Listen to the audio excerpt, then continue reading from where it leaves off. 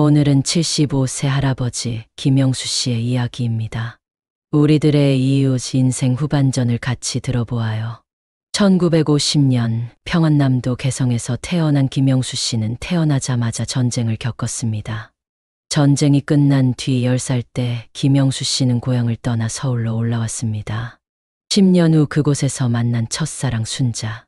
둘은 달밝은 밤 한강 둔치에서 약속을 나누었습니다. 그때 난 초등학교를 졸업한 후에 봉제 공장을 다니는 가난한 청년이었습니다. 우리 집의 가난과 순자네 가족의 반대로 결국 서로를 떠나야 했습니다. 그 후에 순자와의 이별을 가슴에 묻고 군대를 갔습니다.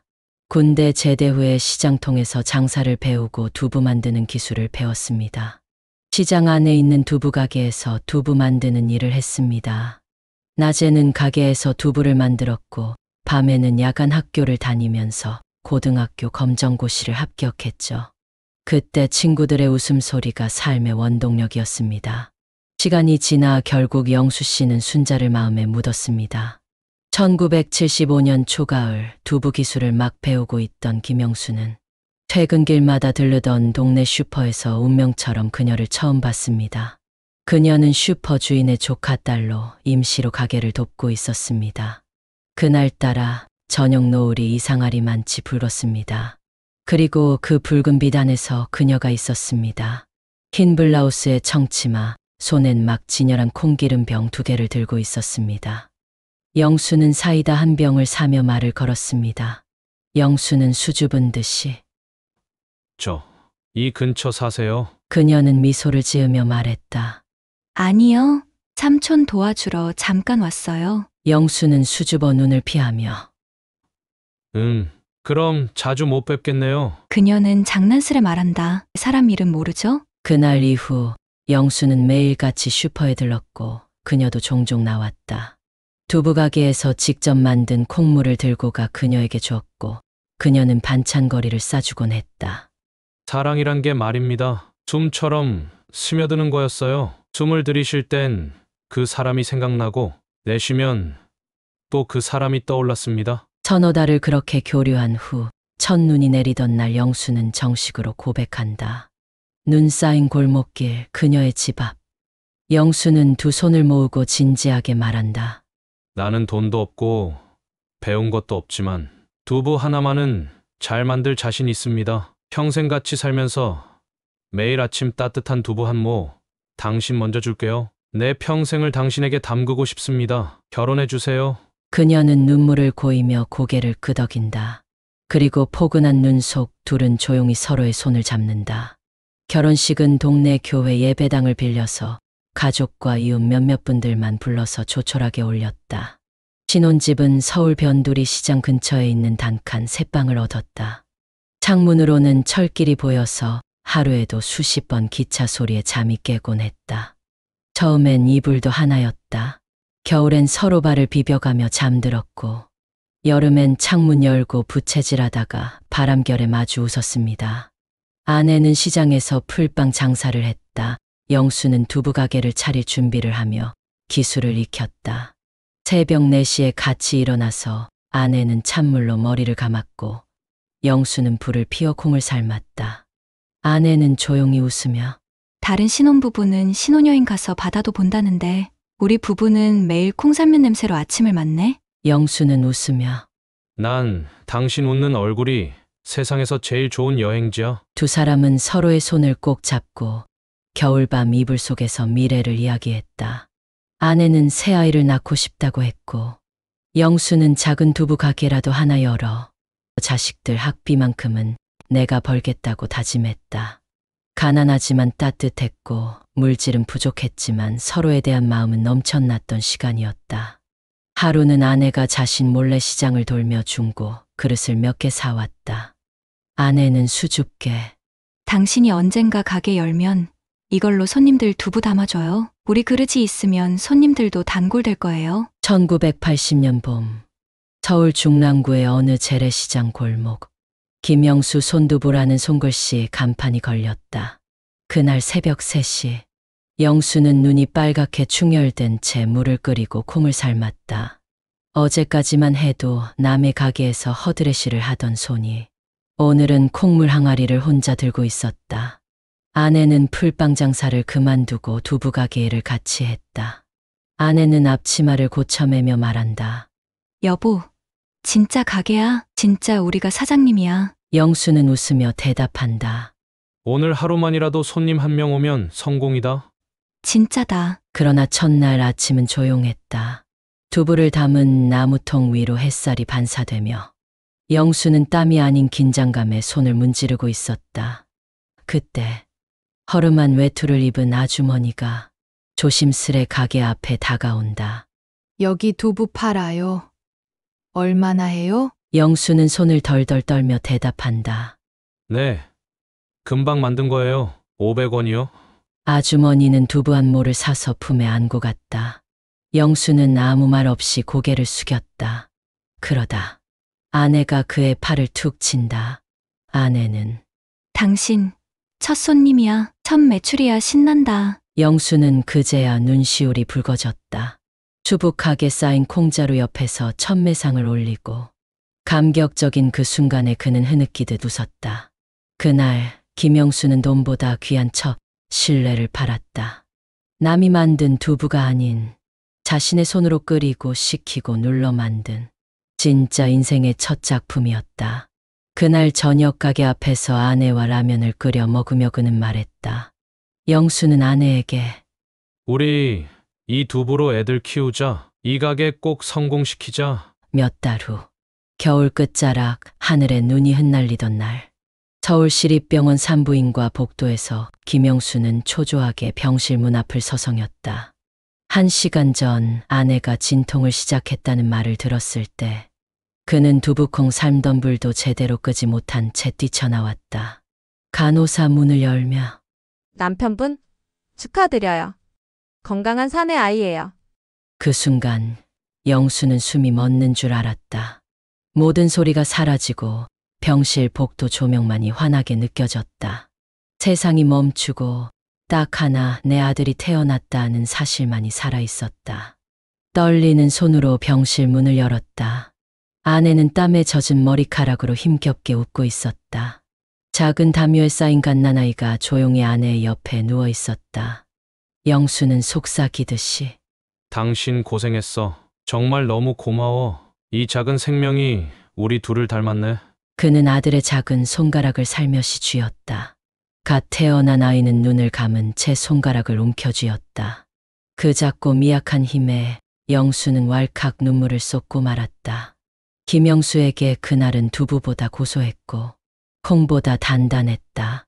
세상에서 가장 무거운 책임감이 세상에서 가장 작은 손에서 시작되었다. 그날 밤 아내는 병원 침대에 누운 채 말했다. 우리 아기 이름 동현 어때요? 밝고 큰 세상에서 현명하게 살라고. 영수는 고개를 끄덕이며 그래, 좋다 동현이. 우리 첫 아이 이름은 김동현이디. 내가 어떤 일이라도 해서 저 손 놓지 않게 해줄게. 그날 김영수는 서울 하늘 아래에서 가장 가난한 부자가 되었다. 단칸방 신혼집엔 아기의 울음이 퍼졌고 영수의 삶엔 비로소 아버지라는 이름이 새겨졌다.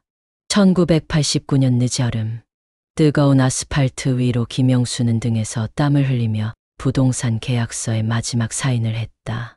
광명시 외곽의 새 아파트 21평형 방 둘 화장실 하나. 부동산 직원이 웃으며 말한다. 이제 진짜 사장님 집이 생긴 거예요. 축하드립니다, 사장님. 영수는 한참 동안 그 종이 한 장을 내려다봤다. 콩을 갈아 새벽부터 두부를 만들고 시장 바닥에서 동전 하나에도 감사하며 살아온 세월이 머릿속을 스쳤다. 집 앞에서 아이들이 뛰어다녔다. 첫째 동현이는 9살, 둘째 미나는 7살, 막내 유진이는 이제 막 돌이 지났을 무렵. 아내는 현관문 앞에서 문을 열고 말했다. 아내의 눈시울 붉히며 여보, 진짜 우리가 이런 집에 사는 거야? 영수 미소 지으며 우리 집이야. 누구 눈치도 안 보고 우리끼리 웃고 울 수 있는 집. 아이들은 벌써 거실을 이리저리 뛰어다니고 아내는 주방 창문을 열어 햇살을 들였다. 거실 창 너머로 놀이터가 보였다. 흙냄새가 그대로 나는 마당이 없던 단칸방이 아닌 아이들이 안전하게 뛰놀 수 있는 공간이 생긴 것이다. 그날 김영수는 평생 기억에 남을 냄새를 맡았다. 새 아파트 특유의 페인트 냄새, 아이들의 발자국 소리, 그리고 아내의 눈물에서 묻어나는 안도의 향기. 그는 새 집의 거실 바닥에 앉아 조용히 속삭였다. 영수는. 여기가 우리들에게는 궁궐 같은 집이다. 그리고 마음속으로 죽은 부모님을 생각했다.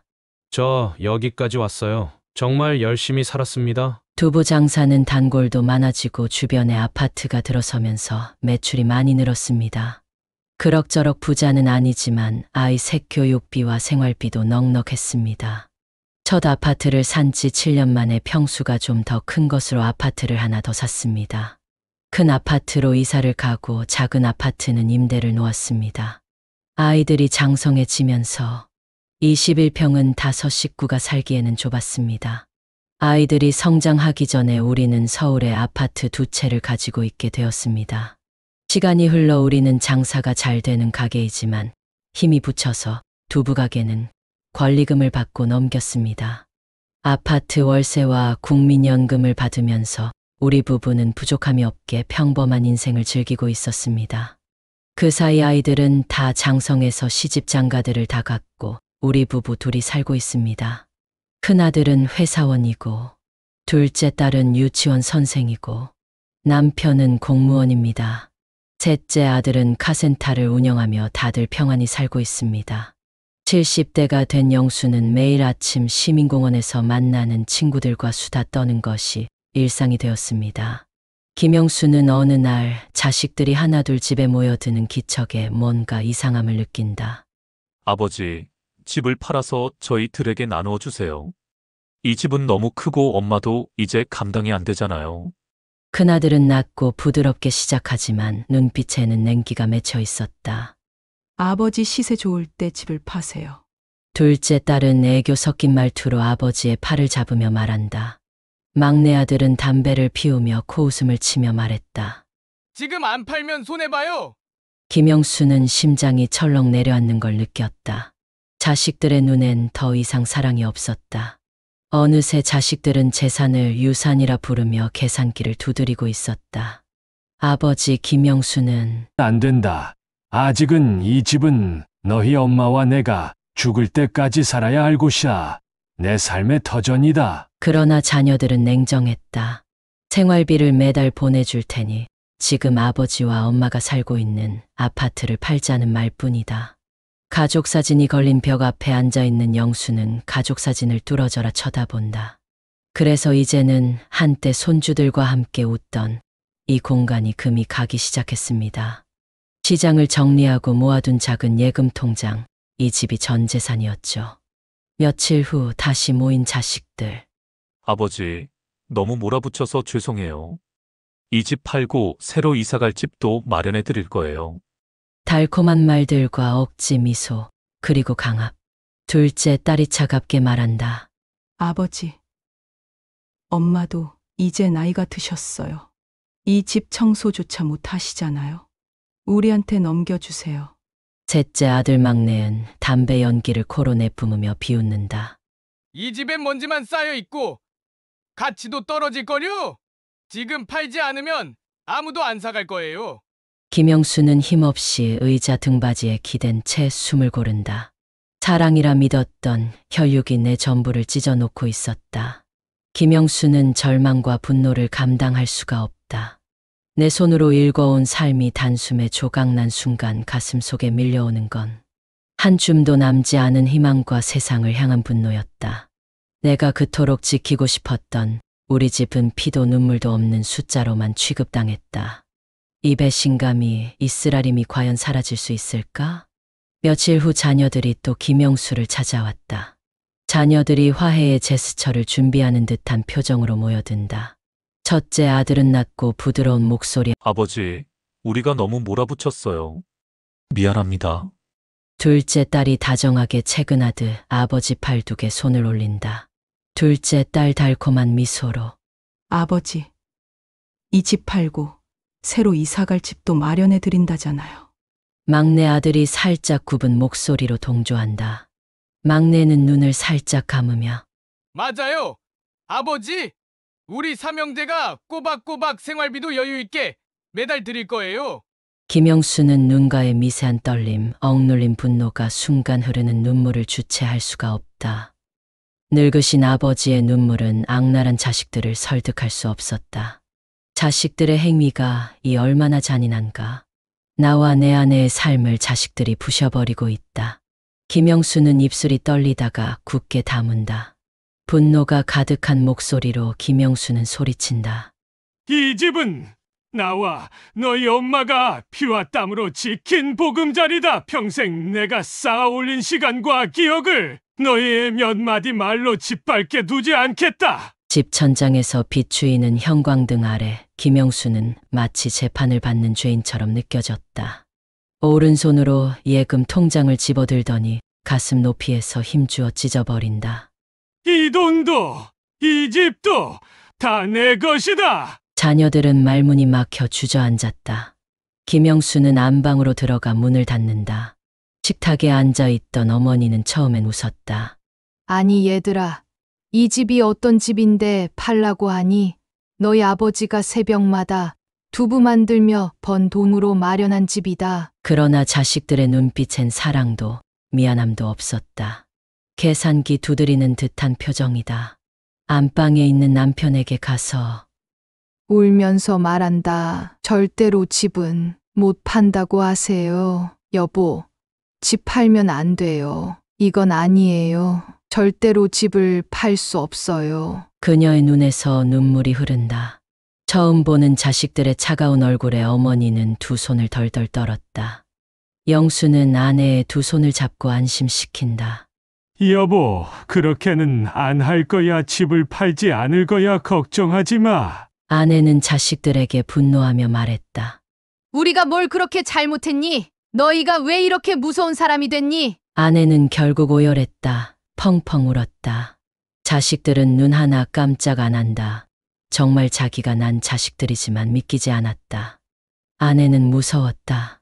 그러나 자식들은 감당할 수 없이 집요하게 괴롭힌다. 결국 건강한 자식들의 협박과 회유에 두 손 들고 강제로 부동산 사무실에 끌려 나온다.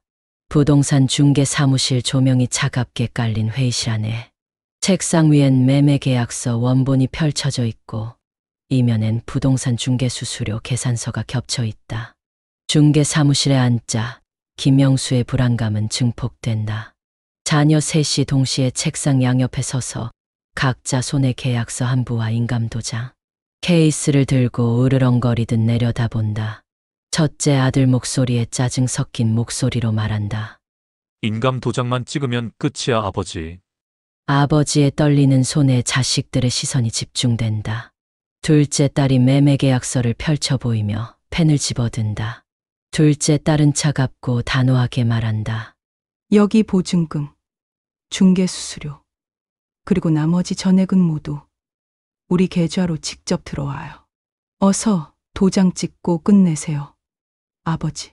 막내 아들이 아버지 쪽으로 다가와 인감도장 케이스를 아버지 손가락 사이에 억지로 끼워 넣는다. 아버지, 도장 찍으세요. 살 집 마련해 드려요. 우리가 생활비도 드릴 거예요. 자녀들의 얼굴이 거대한 그림자로 왜곡되어 보이고 마치 사자로부터 도망치는 듯한 심리적 공포감이 몰려온다. 김영수는 속마음으로 떨리는 목소리로 내 평생 지킨 이 집이 내 손가락 끝에서 무너지고 있다. 인감도장이 종이에 찍히자마자 첫째 아들은 승리감에 여유로운 목소리로 아버지께 속삭인다. 아버지 됐어요. 이제 다 끝났습니다. 믿었던 자녀들에게 건강보험금 대납, 생활비 명목이라며 예금 통장까지 빼앗기고 결국 평생의 보금자리마저 내놓고 말았습니다. 그날 이후 두 노인은 서울 변두리 반지하 단칸방으로 옮겨졌다. 습기가 올라오고 창문 밖엔 자동차 타이어 소리만 가득한 골목. 아내는 매일 울었다. 여보, 우리가 뭘 그렇게 잘못했을까? 왜 우리 애들이 우리를 이렇게 몰아냈을까? 김영수는 따뜻한 물에 손수건을 적셔 아내 이마에 얹었다. 둘이 손을 꼭 잡고 말없이 천장을 바라보던 밤. 벽에 맺힌 물방울 소리만이 조용히 방을 울렸다. 아무리 자식을 믿어도 이럴 수 있는 건가 싶어 밤잠을 자지 못했다. 이렇게 내쳐진 아내를 보는 것이 마음이 아프다. 국민연금이 들어오는 통장도 빼앗아 가버렸다. 자식들의 설계대로 재산은 모두 넘어갔고 김영수 부부는 작은 반지하 주택으로 옮겨졌다. 생활비는 약속한 금액보다 훨씬 적었고 병원도 멀어서 아내는 치료를 받을 수 없었다. 찬바람이 드는 허름한 방에서 아내는 하루가 다르게 야위어갔다. 한겨울 손발이 얼어도 전기요금이 무서워 난방조차 망설여야 했다. 김영수는 스스로를 원망했다. 그날 도장을 찍지 않았더라면 나와 아내를 죽이려 들지도 모르겠었어. 마을 노인정에서 사연을 듣던 정노인이 지역 복지관에 가서 상담을 받아보라고 했다. 절망 속에서 김영수 씨 잡은 건 지역 복지관의 손길이었습니다. 복지사와 마주 앉아 상담을 받는 영수 씨. 법률 상담, 심리치유, 그리고 무엇보다 부양 의무자의 책임이 있다는 사실을 알게 된 것이 큰 전환점이었습니다. 복지관 직원이 김영수 씨 손을 잡으며 미소 짓는다. 김영수 씨는 용기를 내어 소송을 제기했고 3개월 만에 승소 판결을 받았습니다. 소송이 진행 중일 때 자식들은 계속 김영수 씨를 압박하며 협박했다. 아버지가 자식한테 이럴 수가 있어요? 말도 안 돼요. 당장 취소하세요. 그러나 절대로 흔들리지 않았다. 지금 돈 없으면 내 아내가 죽는다. 복지관 상담자를 신뢰하며 꿋꿋하게 나아갔다. 김영수는 누워있는 아내에게 여보, 조금만 기다려. 우리 재산 다 찾아서 병원도 가고 과일도 실컷 사 먹자. 여보, 너무 좋으네요. 법원은 김영수의 손을 들어주었다. 피고자녀는 원고 김영수에게 금전반환 및 정신적 피해, 배상을 이행하라. 법원 앞 계단에서 환하게 웃는다. 승소 보상금으로 일부 여유자금으로 현금을 비축했다. 작은 평수의 아파트를 사고 국민연금 통장을 다시 되찾았다. 아내는 음식을 영양가 있게 먹고 병원에 다니면서 완전히 회복되었다. 아침에 아내는 된장찌개를 끓여주면서 말했다. 여보, 인생이 꿈만 같아. 너무나 무서운 시간을 지나왔어요. 당신 끝까지 버텨줘서 고마워. 삶은 언덕길 같아서 오르막이 끝나면 반드시 내리막이 옵니다. 그러나 다시 오르면 새로운 풍경이 보이듯 영수님은 다시 일어섰습니다. 새 집 현관 앞에서 친구, 복지사, 이웃들과 함께 차를 마시며 교제를 한다. 김영수는 다짐한다. 이제는 나만의 공간에서 나답게 살아갈 것이다. 누가 뭐라 해도 인생은 끝날 때까지 배우는 거구나. 어느 날 김정수는 산책 후 기분 좋게 햇살을 쬐고 있었다. 말쑥하고 단정하게 옷을 입은 공원에서 청년이 말을 걸었다. 그 청년의 이름은 한정수이다. 낡은 카메라 하나 들고 노인들의 이야기를 기록하는 다큐 유튜버였다. 정수는 예의 바르고 차분하고 조용한 청년이다. 카메라를 내려놓고 따뜻한 미소를 지으며 말을 걸었다. 할아버지, 저는 노인들의 살아온 이야기를 찍어서 유튜브에 올리는 일을 해요. 할아버지 살아온 날들을 좀 이야기해 주세요. 정수에게 내 인생 이야기와 불효자들 이야기까지 모두 다 이야기해 줬다. 정수는 나의 인생 스토리를 다 들어보더니 할아버지, 이야기 정말 감동적이에요. 영상으로 남기면 좋을 것 같아요. 정수는 원래 방송국 PD였지만 구조조정과 내부 부조리에 회의감을 느끼고 사직했다. 세상을 바꾸는 콘텐츠를 하고 싶어 유튜버로 전향한 것이다. 며칠 뒤 정수는 여자친구 민경과 함께 김영수를 찾아왔다. 할아버지, 제 여자친구예요. 안녕하세요, 할아버지. 정수 씨 여자친구 김민경이에요. 민경은 사회복지사 출신으로 환하게 웃는 얼굴에 배려심 깊은 눈빛을 가진 사람이었다. 처음 본 날 민경은 김영수의 손을 잡고 말했다. 할아버지, 김치 좀 담가드릴게요. 두부랑 같이 드시면 더 맛있어요. 그 순간 김영수의 굳었던 얼굴에 오래간만에 미소가 번졌다. 정수와 민경의 도움으로 김영수는 다시 두부를 만들기 시작했다. 정수는 과거 두부 만드는 장면을 감각적으로 편집해 유튜브에 업로드했다. 75세 두부 장인의 손맛 인생은 지금부터. 영상은 순식간에 조회수 100만을 돌파했다.